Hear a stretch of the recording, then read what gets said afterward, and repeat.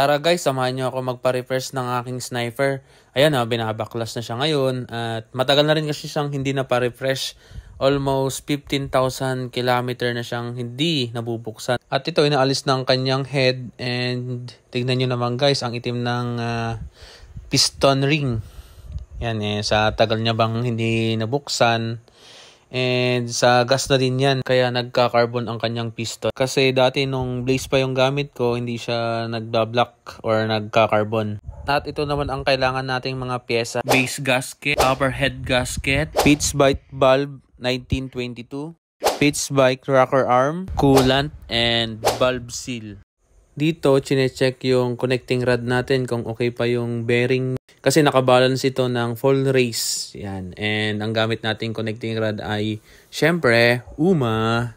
At ito naman ang gamit nating block, UMA 62mm X Pro. Gamit ko na to ng 35,000 kilometer. Kaya sulit na to guys. Kaso sulit din yung presyo ng UMA block. Ang presyo ng block ngayon ay 10K. Kaya mahal din guys. Pero sulit na sa akin to guys. Magpo 4 years na sa akin. Kaya yun.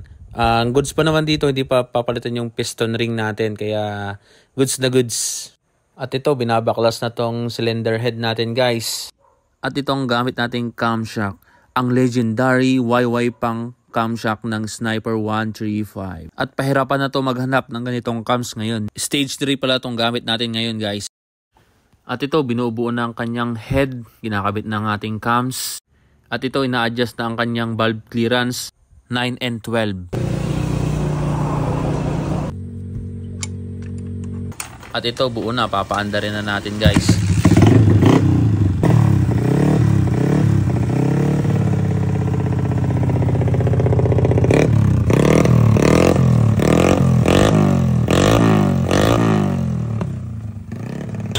Tetesran ni Sir Rabbit tong motor natin guys na nabuo.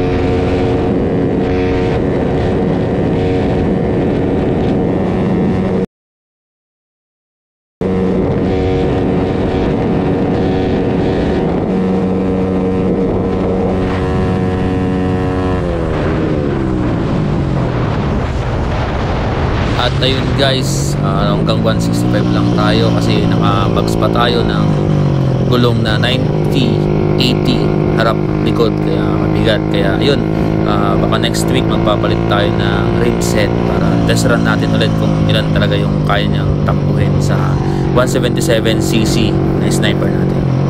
And pa-like and share naman guys sa aking channel, and see you on next vlog. Bye bye!